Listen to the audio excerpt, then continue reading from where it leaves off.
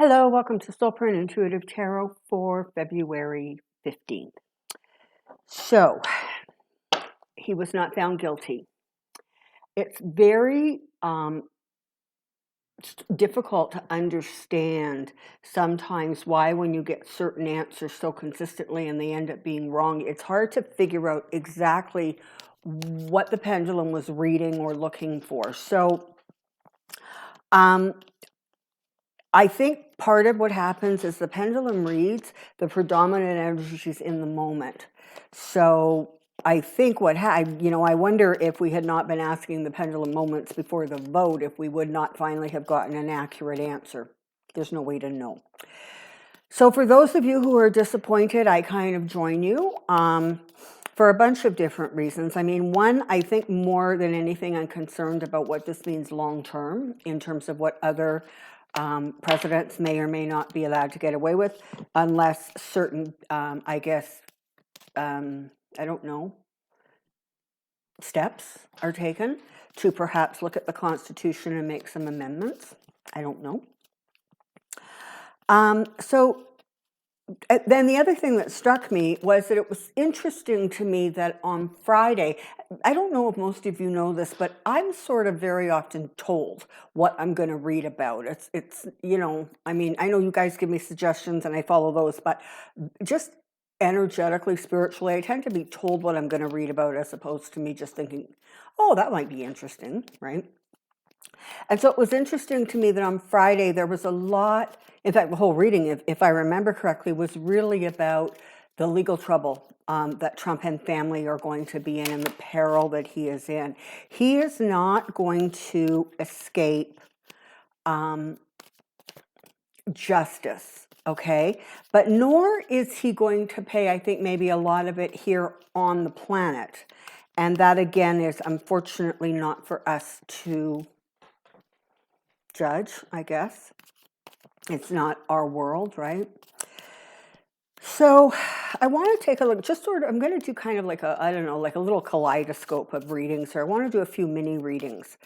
And I'm going to start with kind of good news stuff as opposed to bad news stuff. And then we're just going to work through a few topics. So honestly, the first thing I want to take a look at is Biden has announced that he will have, or the United States will have, 300 million vaccines ready, I think, by the end of July or the beginning of July, which is huge. I mean, that's like your country, right? 300 million.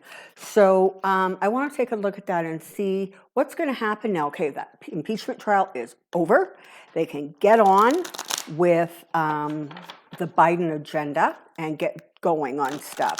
And I think that, like the last impeachment, it really opened up Democratic eyes into just exactly how without moral compass the Republican Party has become. So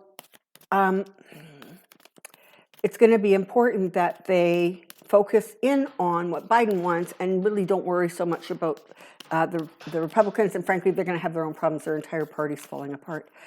Let's take a look at Biden. Okay, I want to take a look at Biden and the vaccine rollout. Come on down. I have a question. Okay, so here we go. Biden agenda vaccine, Biden agenda vaccine, Biden agenda vaccine.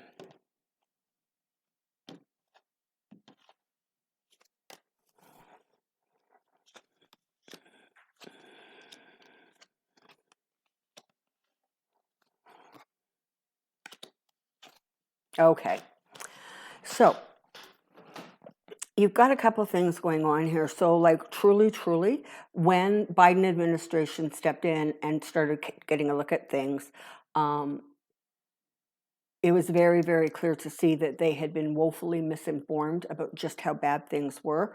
There was not the numbers, there was not the system set up. So for all intent and purposes, your your COVID virus response really did start somewhere around January 20th. So if you keep that in mind and understand we're at the 15th, so it is less than a month. and so much has been accomplished. There was some hard kind of, I don't know, like negotiating that had to go on to get things in place and moving forward. But that was able to be managed. And frankly, that process opened up or shed some light on some areas perhaps that they had not been looking at, or new ideas came through. So ultimately, the Biden administration truly is doing a fabulous job in terms of acquiring, and they're now working on that mass distribution. And it just doesn't feel like there's a whole heck of a lot that is going to slow the Biden agenda down. They are doing everything in their power, honestly, and in more areas, I think, than we know, to really stamp out the destruction of the Trump presidency. I saw a little blurb earlier about that Biden now has access, for example, to all of the, I guess, transcripts or information, whatever it is, on Trump's calls to Putin. He can now access those things. So, I think as the Biden administration just as a whole unfolds, rolls forward day by day, it's like they're keeping very close track of where the disasters are, where the landmines are, and things that sort of nobody was privy to them wrecking or ruining or somehow convoluting. So there's a lot of work going on behind the scenes that a whole lot of us are, of course, not privy to.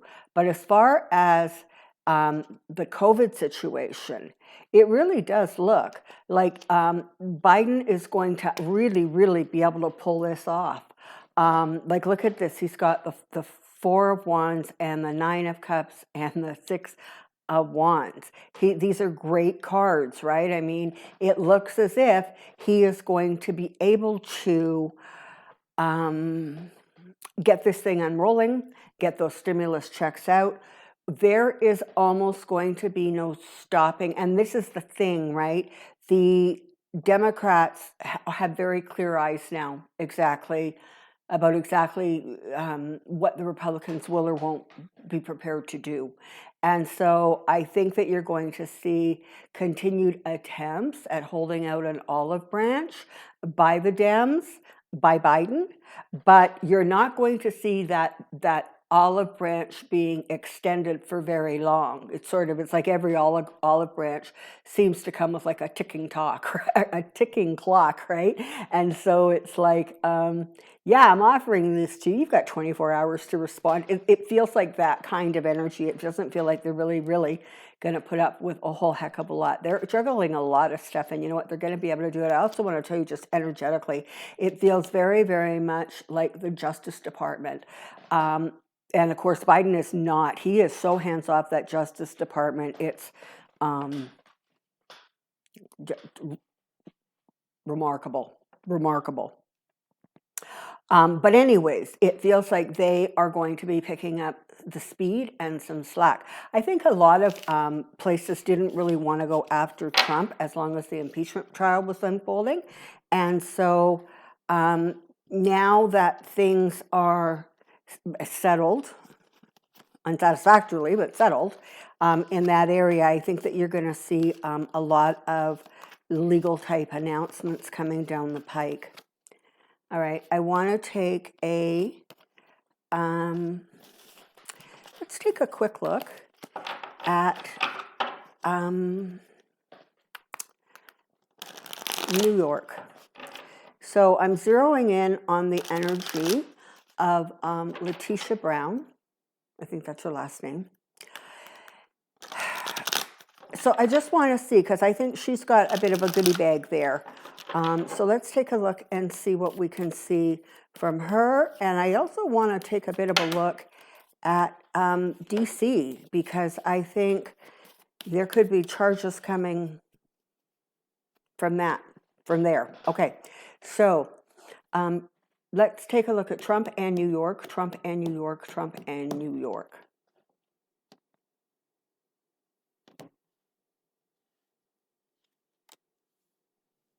Interesting.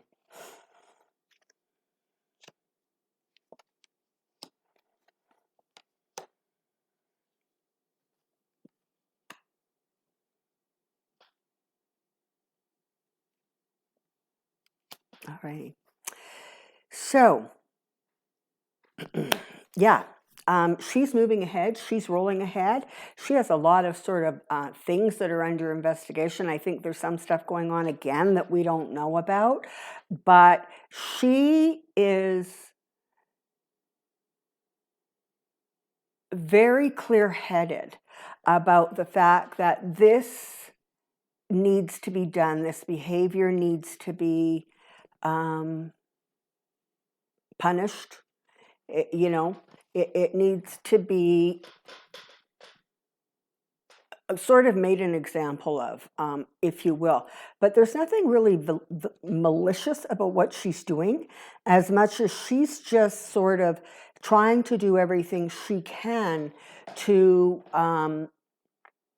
bring corruption sort of to the fore, so that it just becomes more and more part of the day-to-day conversation. And when that happens, you have more people becoming aware. And when that happens, things are less likely to slip by. I mean, a whole lot of what we deal with in our world is the fact that our world moves so fast that nothing holds our attention for very long. And when that is the environment, people who are up to no good know that that is like a perfect opportunity for them, because of course no one's watching them, because everybody's doing whatever they're doing to keep up with their life and go forward, et cetera, et cetera, et cetera. I think I said the other day that it was going to be the women that bring him down, and I still really, really strongly feel that he's going to end up paying out money. He's going to have to balance things. I see him losing a significant amount of money and assets, and I'm going to go so far as to say, you know what? He's not going to get away with a lot of what he is hoping that he'll get away with. He's going to try to play the, drag this thing out card, because that's what he does. But ultimately, he's not going to get anywhere. He has breached so many norms that I think, for the most part, judges from one end of the country to the other, except with the exception of some Trump appointees who are just like so far deep into what he wants and thinks. But a lot of the Trump appointees not. And so he's not going to have a lot of leeway or success trying to go forward in terms of legal venues. He's going to get stopped and blocked, whenever he tries to do this dragging things out stuff. So, and if I'm not mistaken, there's going to be 1 or 2 depositions coming up that, again, he is no longer going to be able to say, no, I don't want to. I don't have to do that. Who do you think you are telling me I have to, sit for a deposition? Well, he's, as the Republicans made incredibly clear over the weekend, he is just a regular citizen now. He has no special powers. I wonder, while he was gloating, if he figured out, if he was gloating over the fact that he won, if he actually figured out the implications of everybody screaming from the rooftops that he's just a civilian now. But he's got a lot that's going to go on, and she's going to be, and the Georgia one, I'm also getting problems coming out of Georgia. And yeah, it's, this is the thing, right? This is going to be kind of the death of him yet. He just cannot, he's not going to be able to sustain the crazy, and stuff is going to start coming at him from all directions. I want to say by May, sometimes sort of towards maybe the later part of May, there is going to be a list of legal problems that he has that are public, and more are going to keep on coming. So, yeah, you guys can expect. I really think that part of what we saw was just that while the impeachment was going over, nobody wanted to take the thunder away from that. Certainly, people who believe in justice, and certainly people who know the law and knew how that should have unfolded, even though it didn't. So I think now that it's been, again, made perfectly clear he's just a citizen now, I think you're going to start hearing announcements sort of left, right, and center. Okay.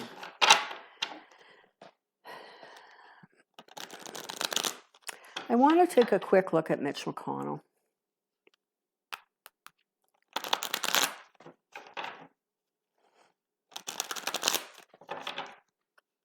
It strikes me that what Mitch McConnell did was, because remember, the thing about Mitch is he's all about holding power. That's his cocaine, right? That's what he has to do. He has to hold on to power at any cost. That's why he has no moral compass, because he will go as low as he has to maintain that power. And so I suppose at some point the reality struck that if he wants to retain control of the GOP, he's going to have to some degree, comply or work with or mimic some of the garbage that comes out of some of the extreme right-wing people in the Senate now.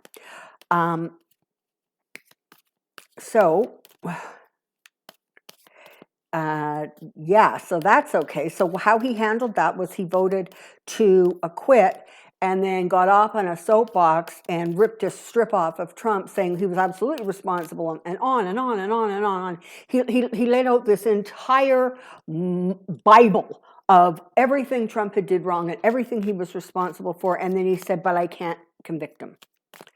So there's good old Mitch trying to play two ends against the center.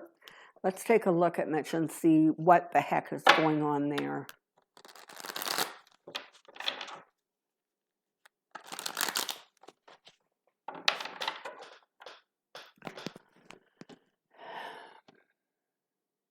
What's with Mitch? What's with Mitch? What's with Mitch?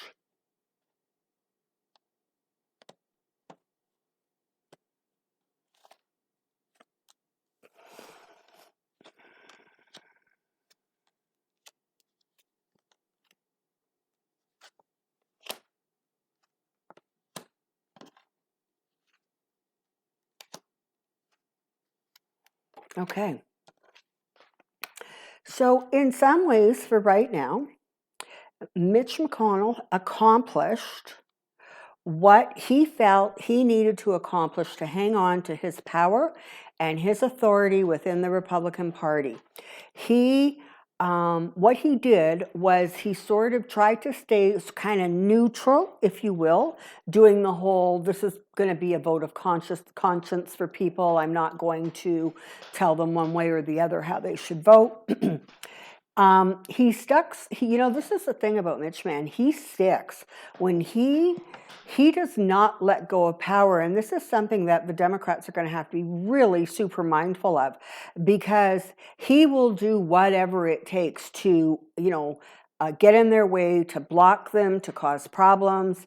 It's just what he is now. In some ways, it's almost like he has surrendered his soul.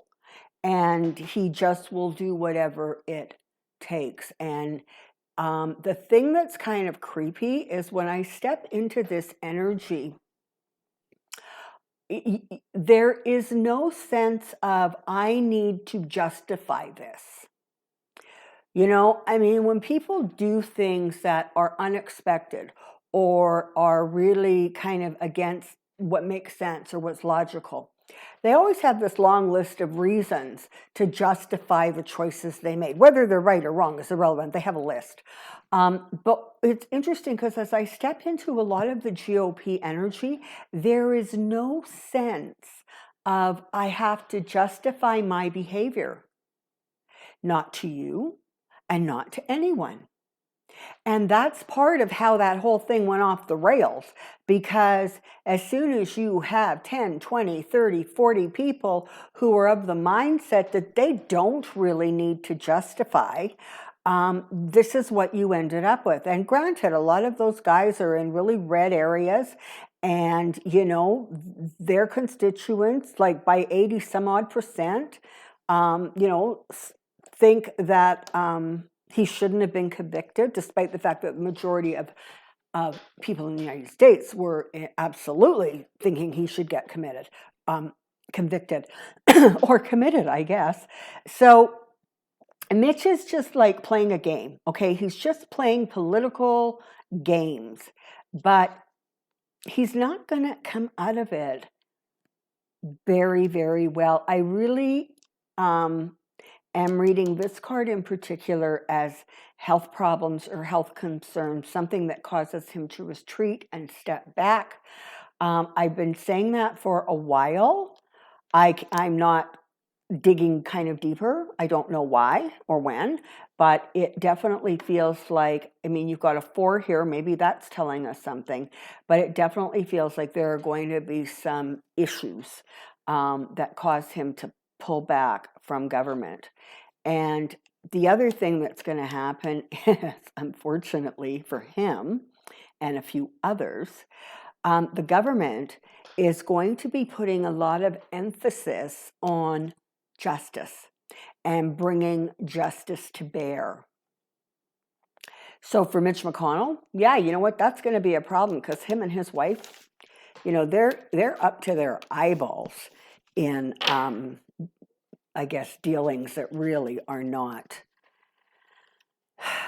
completely on the up and up. I also want to take, I know Mike Pence just popped into my head. So let's just take a quick look at Mike Pence and see how he's doing. We haven't heard a squeak out of that guy since the inauguration. He just walked off into the sunset, and who knows what's going on with him behind the scenes. So let's just take a quick look at Mike Pence.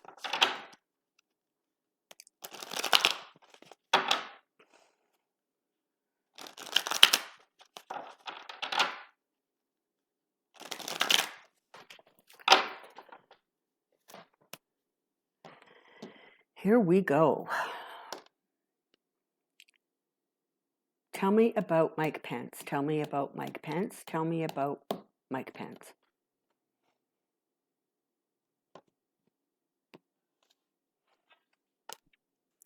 Wow. How many times do we think this card is going to show up? And you see how I put them back in the deck, right? It's not like...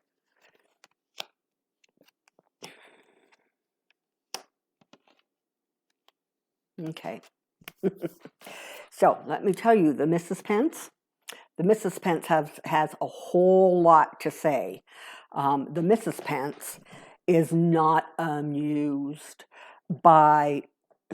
first of all, I don't believe that she had very much tolerance for Trump at the best of time, which would have created some definite stress and tension within the family unit, because he, of course, had to be so subservient to Trump. And I think as a wife, probably that wasn't a role that she really relished seeing her husband play. So she has a fair bit to say. Now, there's still stuff that is going to come out. And some of it, I don't think, is going to actually reflect all that well on Mike Pence. So that should be interesting. Like, look for something coming out that just is a little bit on the shaky side or the shady side with him. He is working very hard right now to just stay very quiet. I think that there's some behind-the-scenes conversations going on, perhaps with backers, perhaps with donors, money people, but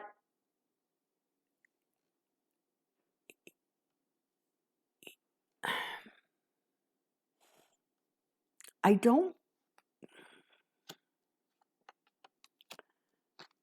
Yeah, so it looks like even if, things start looking up for him. And maybe, I don't know, what do vice presidents do when they're no longer vice presidents, right? I mean, do they open consulting companies? Do they, I don't know what they do, but he's doing something behind the scenes. He's working at something and keeping his head down, frankly.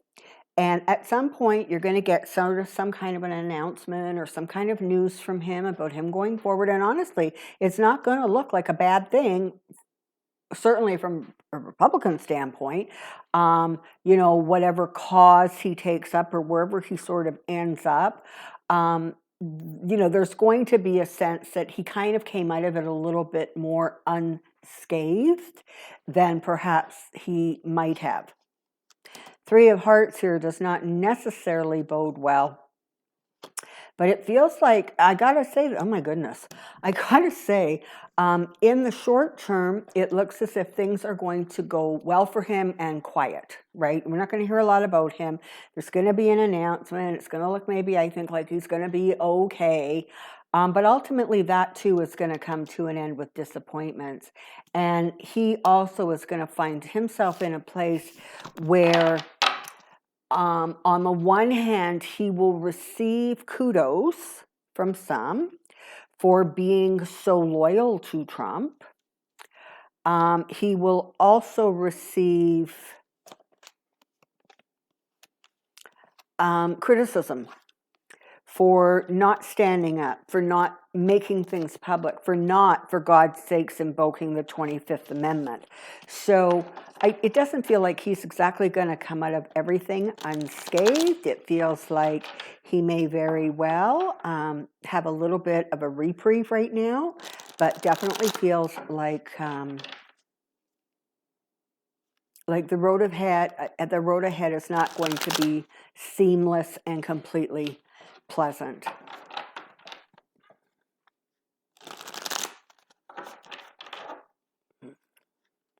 And let's take a look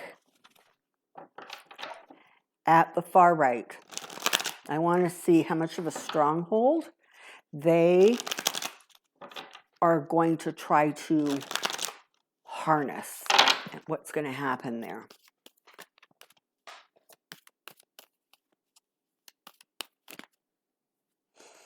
I can't help feeling that extreme right is really going to end up kind of I almost want to say Tea Party-like, right? They're gonna end up being this small core group of people who don't make any sense, and they're just wanting to tear stuff down. But overall, I think that they may actually end up sort of getting a little bit pushed to the side. Let's see what's going to go on there with the extreme right.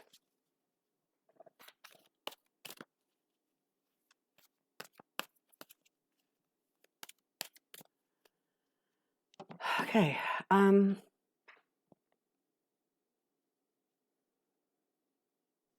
Extreme right overall, extreme right overall, extreme right overall.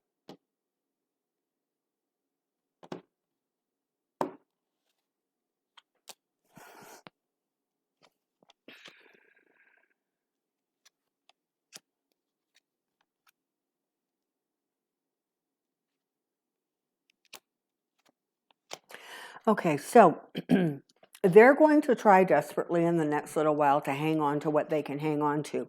As things unfold, and I know it doesn't feel like this right now, but as things continue to unfold as the months go ahead, there's going to be fewer and fewer people who can in any way sort of support what Trump does. And so they're going to lose some of their stronghold. Now, that doesn't mean that those people, like that, I don't know what her name is, that Green lady, Marjorie something Green, Taylor Green, she really is sort of going to assume a role in the short term anywhere anyways, of sort of like a warrior and heroic, and she says it like it is. She's actually going to continue to gain some momentum until she slams right into a wall and just slithers down it. So I'm not sure how that's going to unfold, but definitely she's got some real trials and tribulations ahead of her. But she is not going to, this woman has some real sharp edges to her, frankly. And she really is not going to be stopped. She knows how to appeal to kind of that extreme part of the population who feels so disenfranchised, and who she can whip up into believing that everything about their life is about to be destroyed. So for now, until a while from now, she's going to coast along, much to the consternation, frankly, of a lot of Republicans. But they're going to have a hard time hanging on to the momentum, because what if they had been paying attention, what they would have already discovered, but because they weren't paying attention, I guess they didn't know it, Trump's going to throw them all under the bus. They don't serve his purposes anymore. And so at some point, he's just going to be completely disinterested in playing with them. And they're not going to have kind of the gel to hold them together. I mean, some are going to break off. Some are going to kind of go back a little bit more to center. Some are just going to give up. But he is not going to be able to maintain this hold. And I think as these lawsuits start rolling out, it's going to be trouble. There is so much fighting going on in the Republican Party as we know it right now, not only federally, but from state Republican parties are also. There is just a war going on there. And it really is a fight to see which element is strongest, which element is going to be able to hold the reins and pull, control control the reins. But the thing is, they're going to be losing numbers, okay? So again, if you have 10 million people, and I know there's like tons and tons more, but I'm just going to use these numbers. If you have 10 million people in a country, and 6 of them are center, 3 of them are more liberal and ready to embrace kind of the more democratic feelings and ideas, and then you have 1% who loves Trump, who loves everything about him, who thinks he's amazing. But it's still only 1 million out of 10 million people. So what I'm saying is they're going to be loud. Oh my God, these guys are going to not shut up. They're going to roar, literally roar like a lion, make as much noise as they can, beat on drums, pound on walls, carry on. But the reality is, it's a smaller and smaller and smaller group. And I think that's why I sort of end up seeing that extreme part of the Republicans ending up sort of like that Tea Party, right? Where they were just sort of, it boiled down to they were kind of like a bunch of obstructionists who really weren't interested in working on anything. They just wanted to yell and scream and have their voices heard. But the Republican Party, as you know it, it's coming apart. And whether it can salvage some stuff, whether it's just going to trash everything and try to start anew. But the Republican Party is not going to be able to reclaim, I guess, whatever former glory they think that they had in the near future. I just don't see it happening. I hope I'm right, and I really, really hope I'm not wrong. But it feels very much like things are just sort of going to continue to disintegrate. Okay, so thank you so much for being here. To my new subscribers, welcome. Please make sure that you continue to be subscribed and click that bell so that you get the notifications as I put out these videos. I thank you so much for your support. It's amazing. Yeah, that's it. Thank you, thank you, thank you. Until next time, take care, be well. We'll see you soon. Bye-bye.